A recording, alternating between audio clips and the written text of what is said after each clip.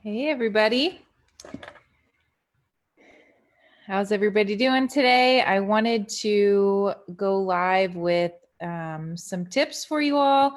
I have had some conversations lately about how to stay on track with weight loss when maybe you don't have the most support, when your family's not on board, when your spouse isn't on board, and is that something that's doable? So I just wanted to focus this week's video on this topic and create a discussion. Maybe you have tips that I'm not even going to go over. So I'd love to hear that. Please feel free to comment and to give us your suggestions that you have gone through in the past as well. So again, the situation is I'm trying to lose weight. I'm trying to get in shape and I don't feel like I have support in my home. So what do we do about this? So number one thing I would say is make sure that is actually the truth. So sometimes, again, this goes back to a lot of what we do in coaching is focusing on those thought errors and figuring out is what is going through my mind, is that actually the truth of the matter? So maybe if we're talking in terms of your spouse, maybe he's more supportive than you think. It just takes a little bit more conversation.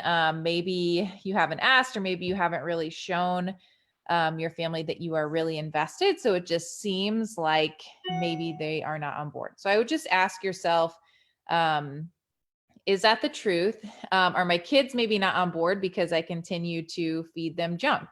So that could be the situation too. So number two tip would be to have a conversation. So that, again, if you're married, then that usually takes place in your marriage. Having an honest conversation of why you're on this weight loss journey and the benefits for your marriage, for yourself, for your spouse, and just being really real. I mean, probably, I'm guessing you married your spouse and he's probably awesome. He's probably an amazing person and going to be 100% supportive of most of what you do, especially when it's something that you really desire. So, having a conversation about how the weight is affecting you. And then as you get your health in alignment, how it will improve your family, how it will help you to have more energy to take care of your kids and maybe do things at home that you've been putting off, how it will improve your intimacy, just be honest there. When I have more confidence, I'm feeling better around my spouse. I'm going to, want to do more with the family, run around with the kids, be a better mom, etc. So painting the picture for your spouse to let them see why this is so important to you is really key. So with kids, so number three tip is to remember that that you're the boss, right? So frankly, especially if you have little kids, this is a lot easier. And I'm coming more from that place. It changes as your kids grow older and they have more choices. But remember that you are an influencer in your family and it's going to take a mindset shift. It's going to take a lot of whining in the meantime. But over time, kids are very adaptable. I think I read a study how it takes like 7 or 8 tries to get them to feel like a food is normal. So it just takes starting and getting your kids to recognize that the thing you're eating is not weird or crazy, and just having conversations. So I talk to my kids a lot about how God has made this food and we want to try to eat a rainbow. And if we eat a rainbow on our plate, it's going to help make us really strong and fight. With COVID, we called it the germ bugs, and fight the germ bugs and stay healthy and be able to stay in school. So we make it fun. As your kids get older, you can help them or have them help you maybe plant a garden, pick out the food, help them to, or have them help you cook the food, just to be a part of the process. So it's not like, oh, this food just shows up on my plate, but helping them to learn that this is all a good thing, for our bodies to consume, and getting more into the why. And there's lots of different books and resources. I know there's an Instagram page that some of you have recommended called Kids Eat in Color. So you could check that out too, to get some ideas of how to talk to your kids about food. In no way do we want to shame them or to make them feel like this is a bad food or a good food, but to just talk about it in a way that maybe just gives another opinion or another way to think about it. So my encouragement there is that, Mom, you're the boss and you can really be an influencer in your family there. So maybe you try all these things, you have a conversation, you try with your kids, and you're really struggling and you still feel like it's a no, that you're not getting support in your journey. So my recommendation would be to find your other people. Who else can you reach out to? Who else can help keep you accountable? Who can you check in with? Who can you maybe swap meals or swap recipes with? Maybe you create a freezer stash and trade. Maybe you work out together. Maybe you have phone calls once a week or once a day or whatever to check in on how things are going to help keep you accountable. Accountability is very important when it comes to weight loss. So if you are doing this all alone in your home, then find other people that will help support you on the journey. And then um, my last tip would be to come up with a catalog of recipes that are really versatile for your family.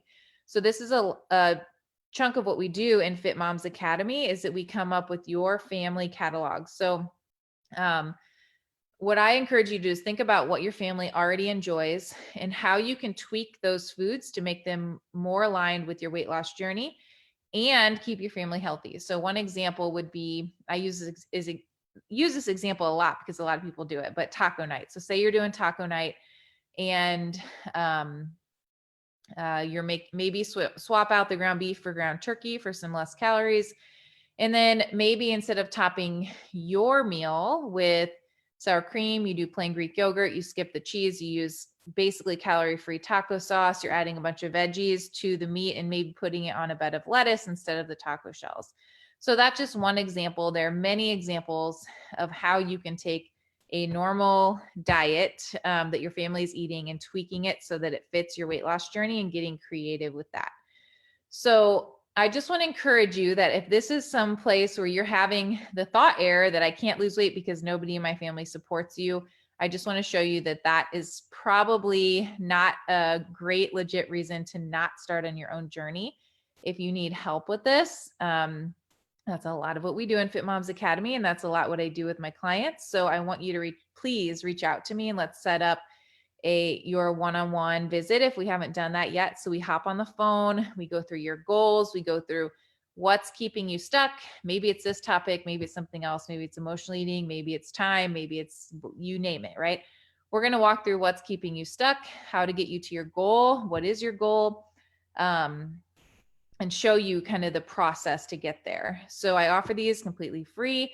I want to help women to, again, see what's possible and help get you on the right track towards your fitness goals. So I hope this is helpful. I hope that you feel encouraged, and maybe you're already on this journey, but maybe you need a little bit more support from your family. So again, I think communication in this case is really important. It's really key to have the conversation so that everybody in the family is on board, at least in your marriage. And I think that a lot of the women who have started this journey and thought that maybe their spouse wasn't on board have seen big changes, have seen them come around to maybe get excited about it.